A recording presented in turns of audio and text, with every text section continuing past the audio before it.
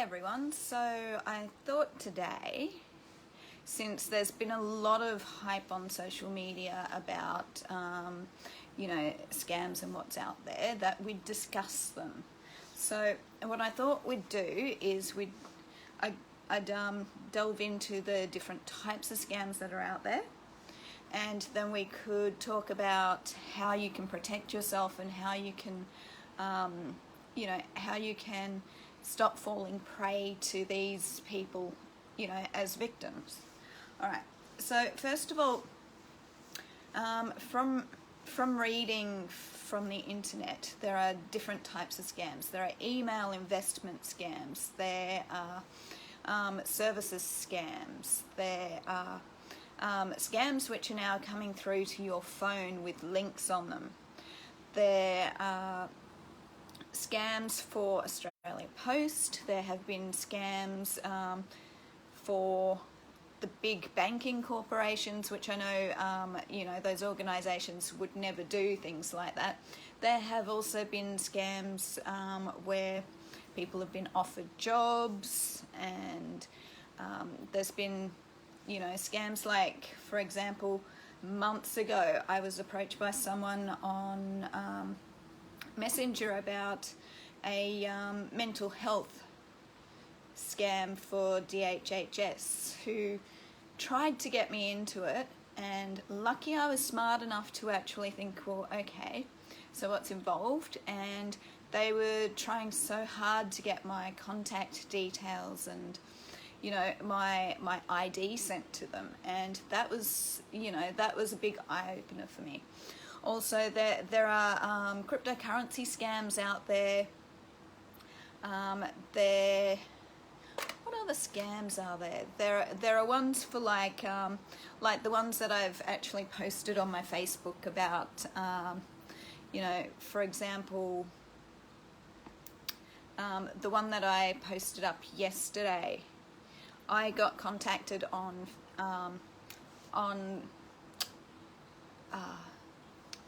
social media for that one, and it was like, well, it's a no-brainer, it's a scam. I don't want to have anything to do with that scam. It was like a financial organisation apparently who was giving out money to people, and your name was on a list. It was so obvious that it was a scam, Okay.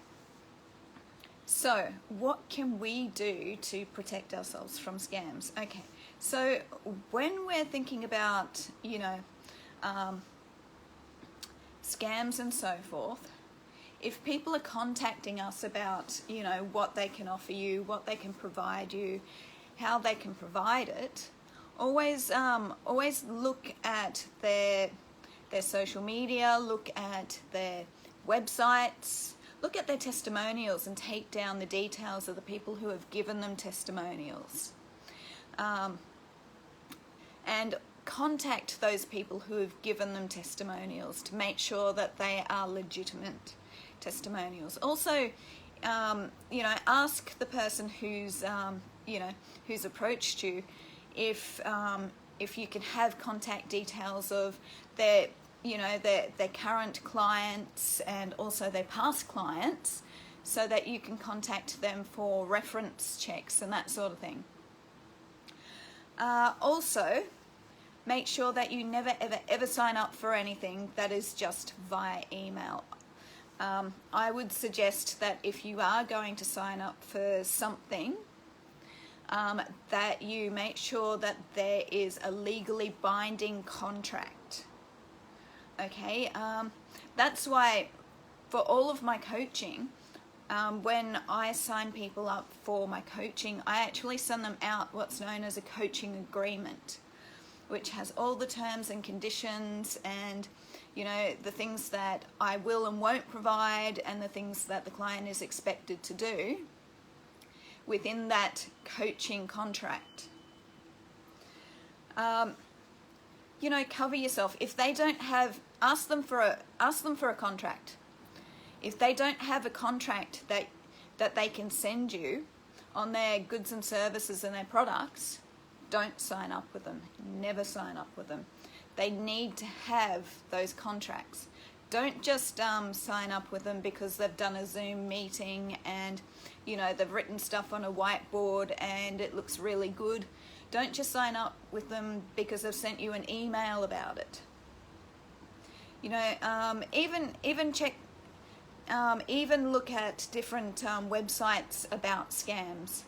You know, do a search on them on the internet, for example, and find out if anyone's ever reported them. You know, you gotta keep your wits about you when it comes to these things, because you don't want to get caught with, you know, by losing thousands and thousands of dollars. Like last year, for example, I was caught with a cryptocurrency scam, and that was very, very stressful because it took all of my life savings, and I was afraid that I may not even be able to, you know, make my rent for that month or even after that, because they'd promised me something that they couldn't deliver, and there were no legally binding contracts with that. And, you know, don't just think that scams happen outside of your own country. You know, there are people out there right now using COVID as an excuse to scam you. Seriously, these people could be in the same country as you, the same city as you, the same town as you, even the same suburb as you. Keep your wits about you. Be strong. If even the smallest thing sounds like that it's not right, or it sounds too good to be true, then go with your gut.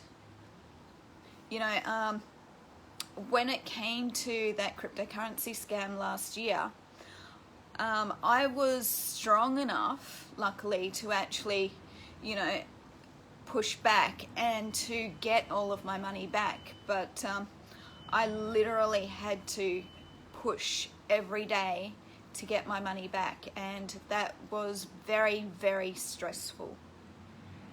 There are ways that you can get your money back, yes, but in some instances people just let these people get away with murder. Honestly, if it is a large sum of money, fight for it. Don't just walk away from it. You have rights as, you know, as a consumer out there. You have rights. You know, put down a checklist. If you're looking to hire someone, have a checklist of, okay, for example, the checklist might have references. It might have internet search. It might have check website. It might have check for money back guarantees on their websites. It might have speak to people who have already given them testimonials, video or written testimonials. You know, it might also have that if they're local, that you speak to other people out there. You know, see if you can find people in common with these people and speak to them about them to see what sort of a character they are. You know, always stay strong. Always know that with you being the consumer, that you do have rights. That, you know, that these things should not be happening. And if we just walk away from them, then we are letting these people do it to other people. You have to fight for what you believe in. Fight for who you are. Fight for what is yours. You know, you can't just walk away from it because it's too hard or too stressful. You know, yeah, so that's what I thought I'd talk to you about today, because I think it needs to be said. Be very, very, very, very careful and very skeptical when people people contact you on Messenger or via text about scams and, you know, with links and all that sort of stuff. Be careful, please. Protect yourself. You deserve so much more better than what is out there right now. Seriously, I know that, you know, a lot of people have lost jobs through COVID, and I know that a lot of people are looking at other ways of, you know, making money. So be careful. Be careful in your endeavors. You know, if for example, if it involves a lot of money, step back, walk away, think about it for a while. Draw up a board of pros and cons, and, you know, figure out whether it's actually worth doing. But don't just make your mind up on the spot. Don't let people push you into things that you're not sure about, or that, you know, that you don't want to do.